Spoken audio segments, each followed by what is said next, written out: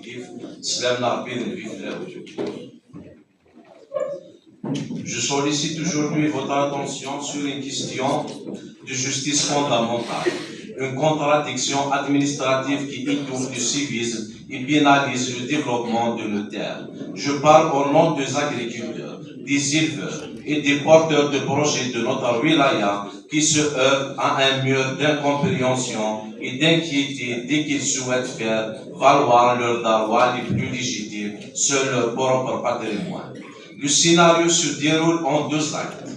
Dans un premier temps, lorsque les besoins de la collectivité l'exigent, on fait appel au sens civique du propriétaire terrien.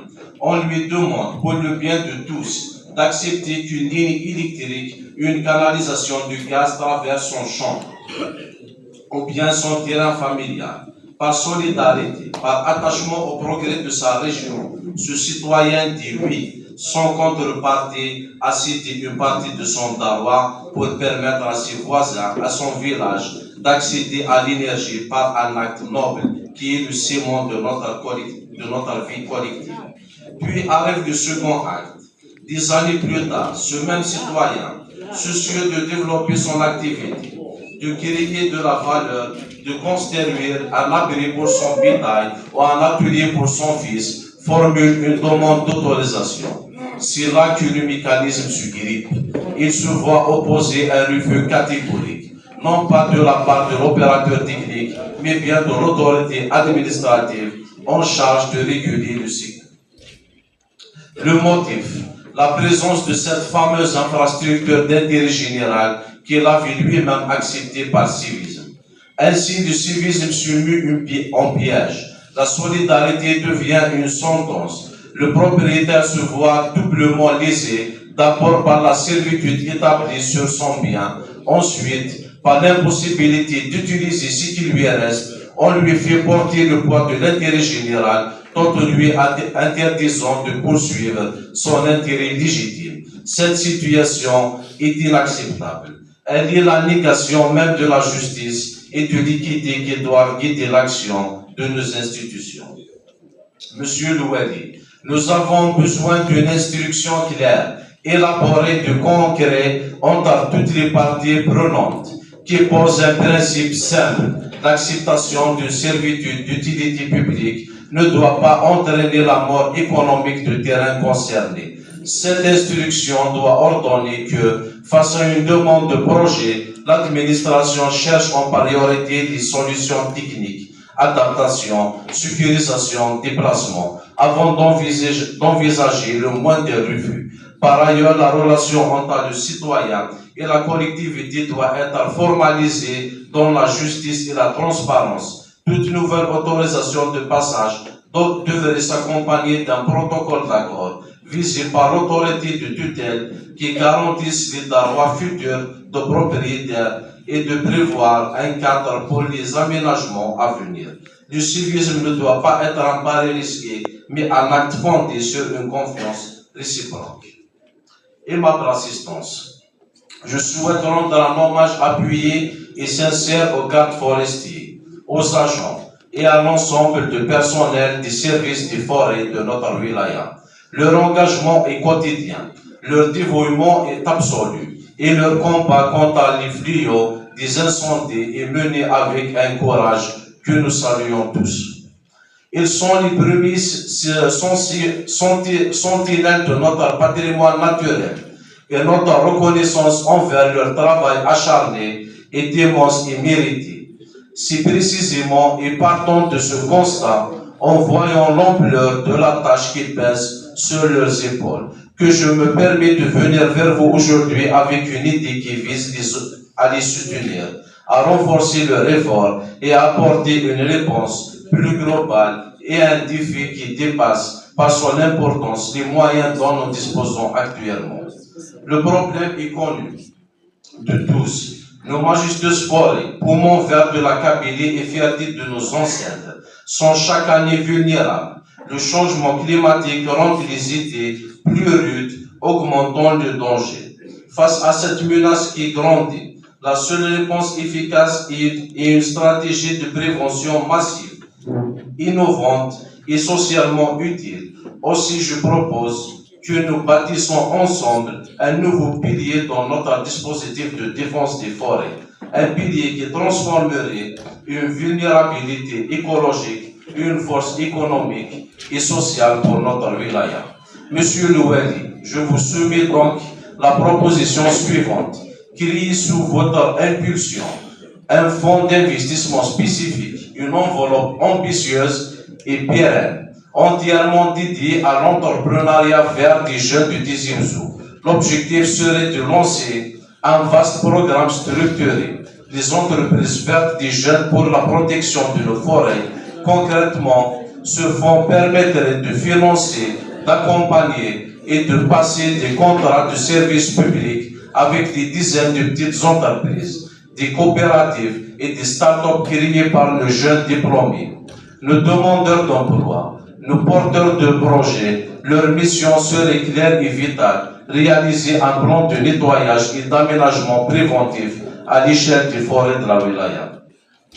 Il s'agit d'étudier de manière scientifique les zones les plus sensibles, de créer et d'entretenir un réseau de coupeurs de feu stratégiques.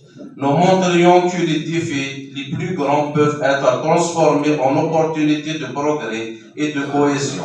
Monsieur Louali, cette vision nécessite une volonté politique forte et un engagement financier initial. Je suis convaincu que nous parvenir, vous avez l'autorité et la vision pour lancer ce projet. En le faisant, vous n'investirez pas seulement dans la protection du bois, mais dans le bois, dans son fait les rêves et l'avenir de notre jeunesse. Monsieur Louali, je me dois de vous parler aussi d'un sujet qui me tient profondément à cœur, celui du village de Dipchare dans la commune de Mizrana. C'est l'histoire d'un village qui attend, avec une patience immense, que des promesses se transforment enfin en réalité. Une histoire où la volonté des habitants dépasse trop souvent celle des institutions. À Dipchare, on manque de l'essentiel. Il n'y a pas de service postal, isolant un peu plus les familles. Les enfants de primaire n'ont pas de cantine scolaire. Une question simple de bien-être et d'égalité des chances qui n'est toujours pas réglée. Le chemin principal vital est en piteux d'état depuis des années. Usant les voitures et compliquant chaque jour la vie des gens. Et puis, il y a ce paradoxe qui fait mal. L'État a mis les moyens, l'argent est là pour construire une annexe de l'État civil. Pourtant, le projet traîne, inachevé. L'argent est présent, mais pas la volonté ferme de le terminer. Comment expliquer cela aux habitants qui voient les fonds alloués sans avoir le bénéfice? Mais je veux surtout aujourd'hui saluer et mettre en avant un geste remarquable qui parle de la grandeur de cette communauté. Face au manque, les villageois de Dipchare ne sont pas contentés d'attendre. Ils se sont mobilisés par leurs propres moyens et avec un grand cœur pour réhabiliter la salle des soins de leur village. Ce n'est pas un petit geste, c'est un acte d'immense dignité, d'entraide et de civisme. Ils ont pris soin d'eux-mêmes par solidarité, montrant un bel exemple de bonne éducation citoyenne et d'amour pour leur patrie. Ils ont fait leur part et plus encore maintenant, c'est à nous, institutions, de faire la nôtre. Il est grand temps d'écouter cette leçon de civisme donnée par les habitants de Dipchare. Il est temps de répondre à leurs attentes légitimes par des actes concrets, terminer les projets en souffrance, réparer la route et leur apporter les services de base qu'ils méritent. Ils ont montré la voie de la responsabilité et de l'action, à nous de les suivre et de les soutenir enfin comme il se doit.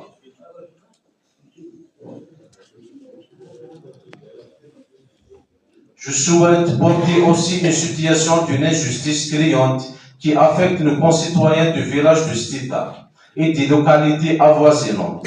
Il existe depuis de nombreuses années un projet de barrage d'eau destiné à l'irrigation et à l'alimentation en eau potable, prévu à proximité de leur village. Cependant, ce projet n'est pas réalisé.